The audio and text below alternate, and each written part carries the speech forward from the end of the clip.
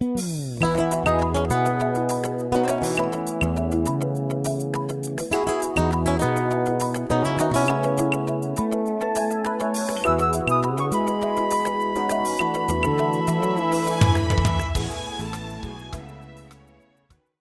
evening, everybody. I want to begin with a very important reading.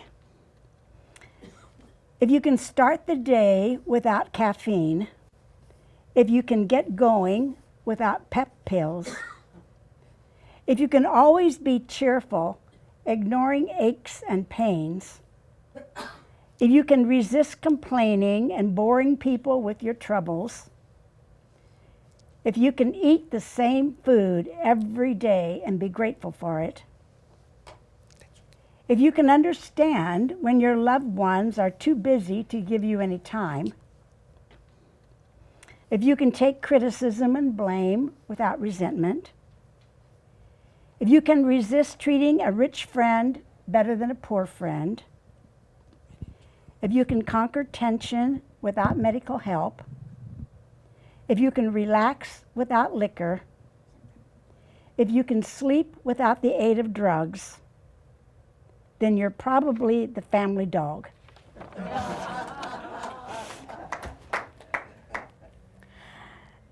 The reason I say that is there is no person on this planet today who is not stressed out, because the planet itself is stressed.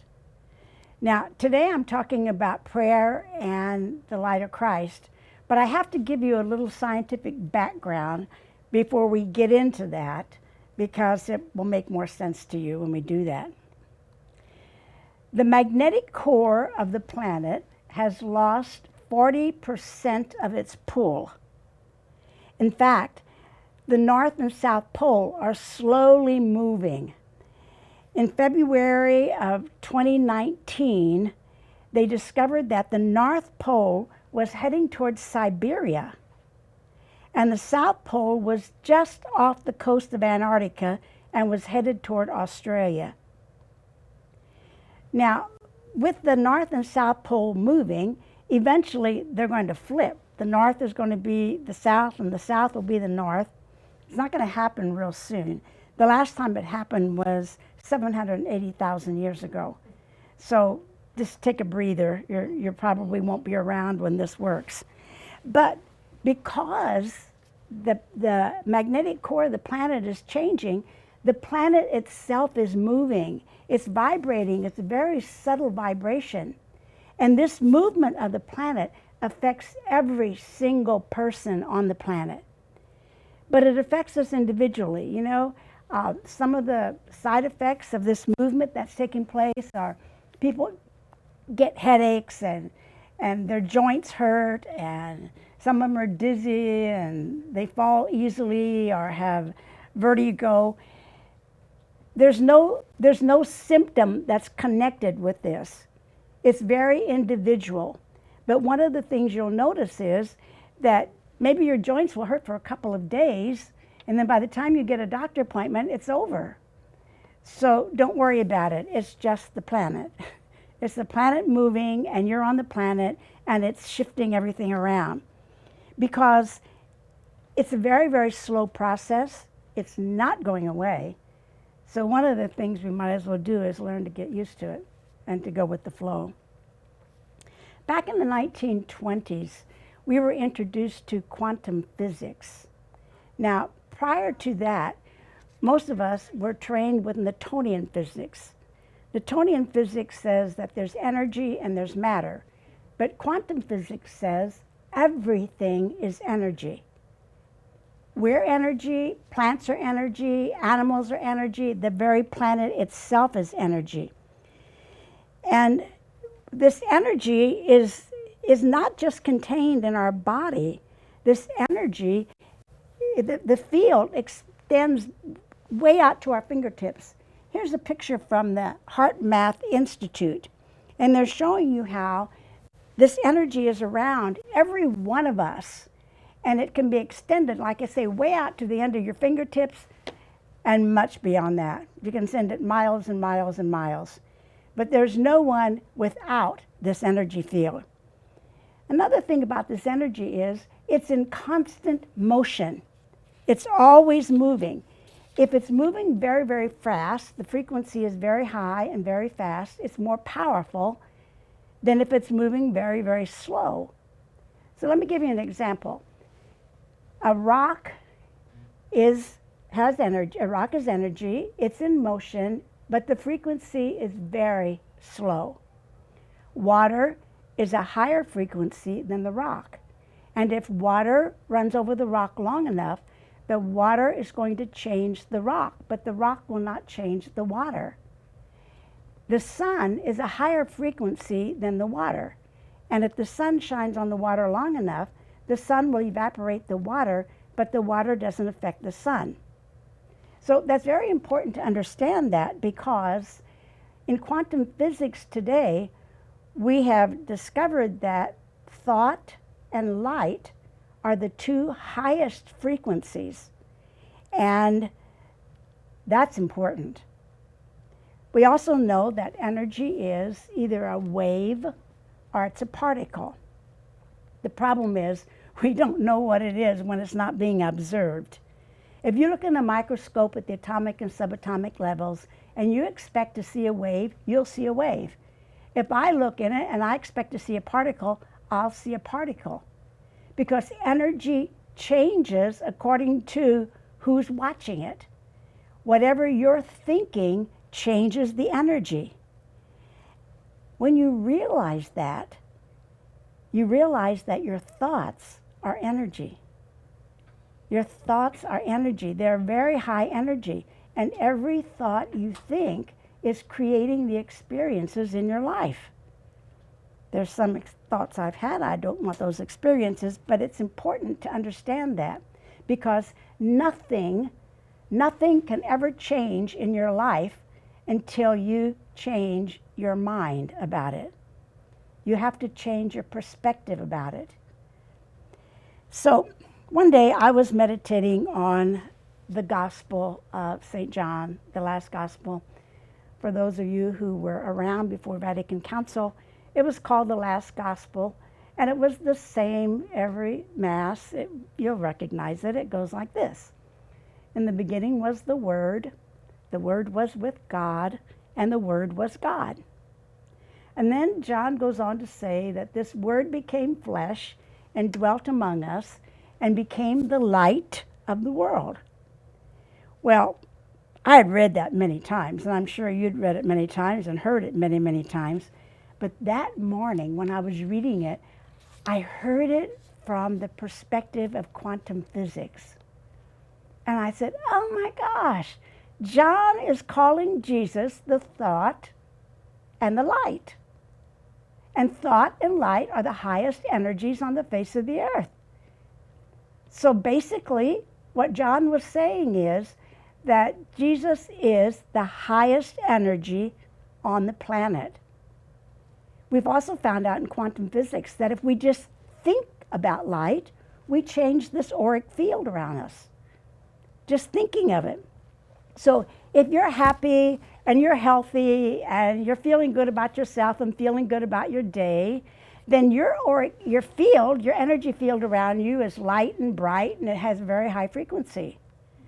But if you're angry or you're jealous or you feel resentment, then the field around you becomes very dense and dull. So I said, just thinking about light can change things. So I decided to do an experiment. I went into Stater Brothers, and there was a woman there, and she had a child in a basket, and this kid was throwing a temper tantrum. You know how embarrassed parents become if you're a parent, when you just can't keep the kid quiet and they're screaming and yelling and everybody in the store is watching you. So I decided I'm going to try, just pause for a moment, and I'm going to think in my mind that I'm filling this child full of light, and I'm going to fill this mother full of light. The minute I did it, this kid stopped, and he turned around as if he felt somebody touching him. The mother didn't. She was too frustrated to feel anything. But I thought, that's cool. So I was in Stater Brothers longer than I would normally stay, and I was zapping at all the people around that I could see and see who was responding and see who wasn't responding.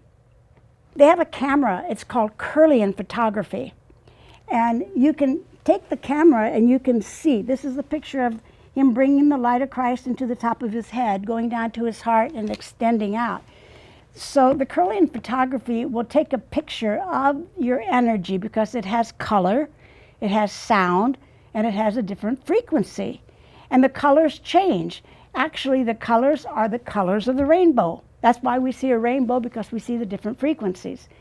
But whenever we are with somebody and we don't have a camera, we're still sensing what that field is. Because you don't need a camera. If you're sitting in a room and you're all just talking and somebody walks in, you don't need a camera to figure out if they're angry or if they're happy. You can feel it the minute they walk in the room. So we are broadcasting our thoughts. We're broadcasting our feelings to everybody that we're around all the time.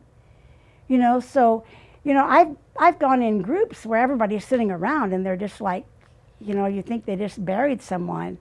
And so, you just have to go in and just light up all their hearts and connect them all together so that there's some life back into the room again. We can do that. One person can destroy the energy in a room, and one person can lift it up in the room.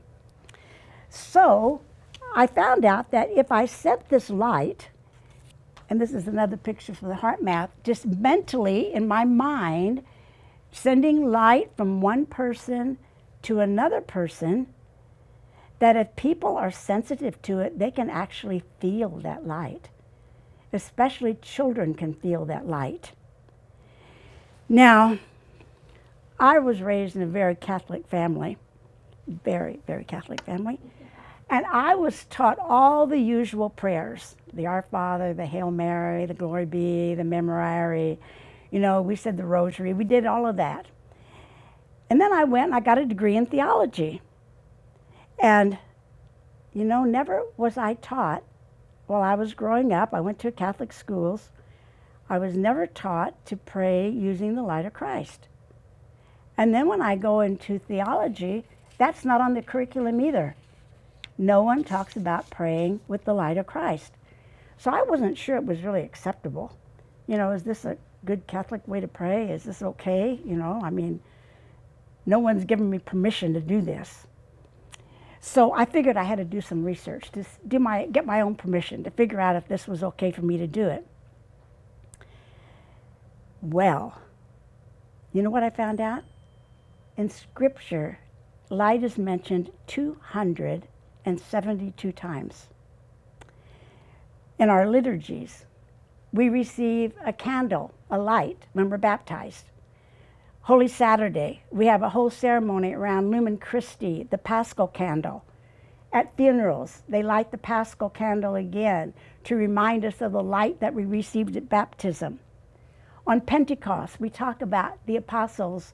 The Holy Spirit appeared to them in the form of tongues. That was light. We sing all kinds of songs about the light of Christ and Jesus. And so I thought, it can't be against the church. We're talking about it all the time.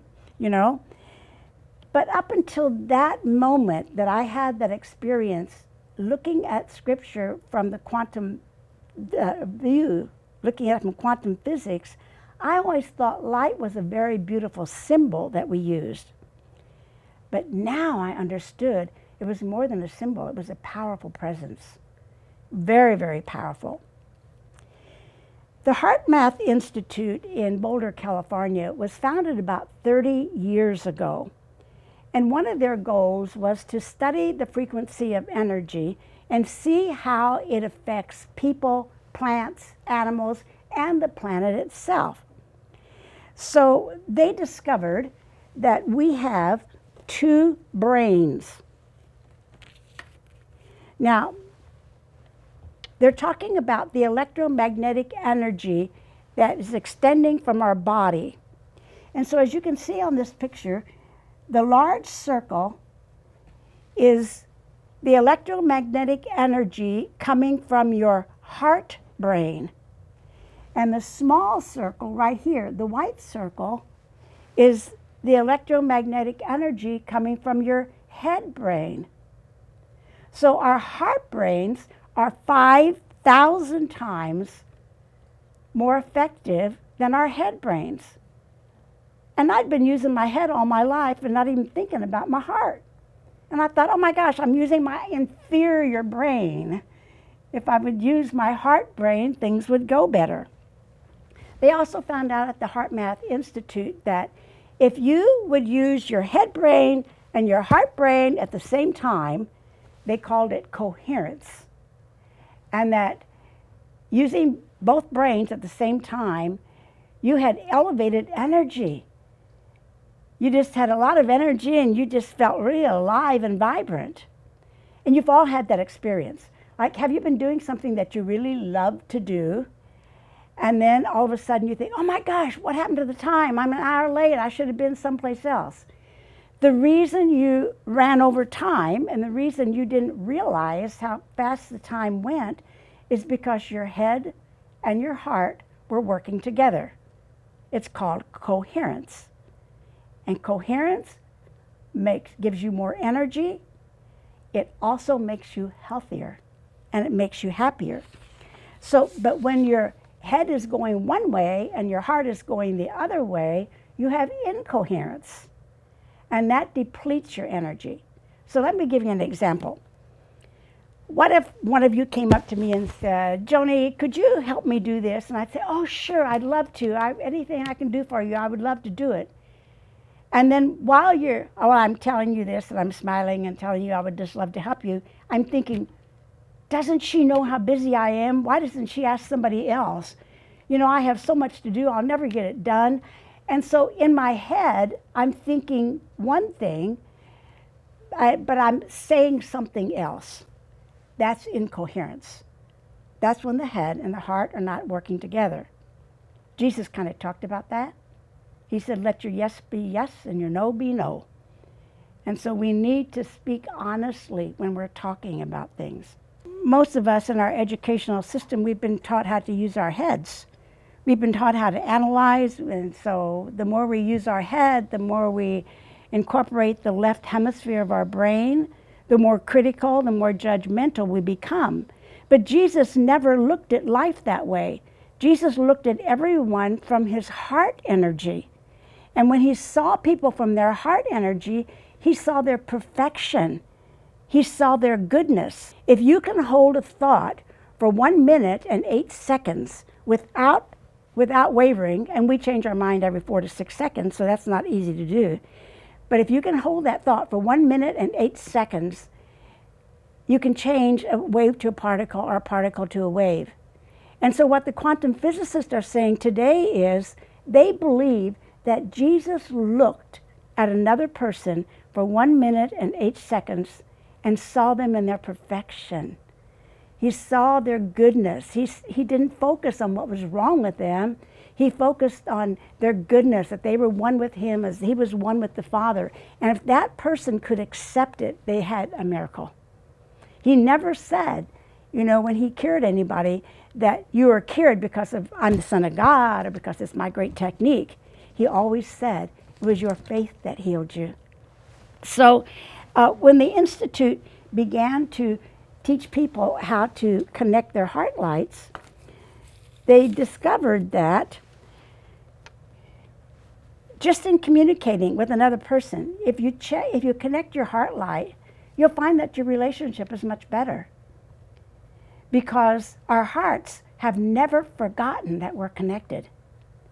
And so when you connect your heart light with another person's heart light, you'll never harm them. You'll never do anything wrong to hurt them. So just remember that. You can, in your mind, just imagine connecting your heart light with anybody. But you can connect your heart light to more than one person at a time. Now, this is what is so cool. Because when I go to church on Sunday, I think everybody's there because they want to have a better week, right? So they don't know about the light of Christ. So I sit there during Mass and I'm connecting all their heart lights. I'm connecting them all with the Eucharist. I'm connecting them all with each other. And I know they're going to go home and things are going to be better because I've connected all their heart lights. They're not going to be complaining in the parking lot and hitting each other. So we can connect heart lights to a lot of people at the same time. Dr. Joe Dispenza has been going around the world, and he has been giving workshops teaching people how to change their life by changing their mind. He's very much aware of the power of our thoughts, and we can think a thought and literally bring about a change in our human body if we can hold the thought long enough. But one of the interesting things that he did, he came up with something that called Project Coherence. And he did this experiment 50 times, and he brought thousands of people together, and he had them to focus on a very specific place at the same time. And as they focused on this place, they just sent light from their heart, and they imagined peace and well-being with all the people in the area. Every single time he did the experiment, there was less violence in the area, there was less crime, there were fewer traffic accidents, and in many cases, there was an increase in economic growth. So maybe we have to rethink the words of Jesus, where 2 or 3 are gathered in my name, I am there.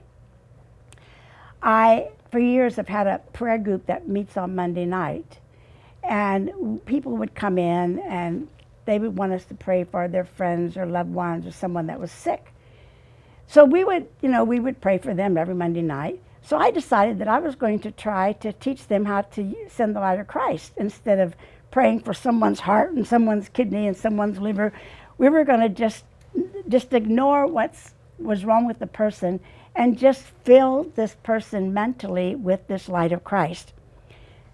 You know, when we start doing that, the results were overwhelming. People called us, things changed in their life, relationships changed, people got better. It was really, really good. But one of the fascinating things that happened with that is the people who were praying felt better. And I said, that's interesting. So then I discover in quantum physics that energy has a magnetic quality. What you send out comes back to you. So all this light they were sending to people was returning to them. And they were feeling better. They were experiencing personal healings or better relationships or things of this sort. You know that, Jesus talked about that too. 2,000 years ago, he told us we were connected, and he said, do not judge, you will not be judged. Don't criticize, you won't be criticized. Given, it will be given to you. Good measure, pressed down, will they give you, because the measure you measure will be measured back to you. And that's exactly what quantum physics is teaching today. What you give will be given back to you.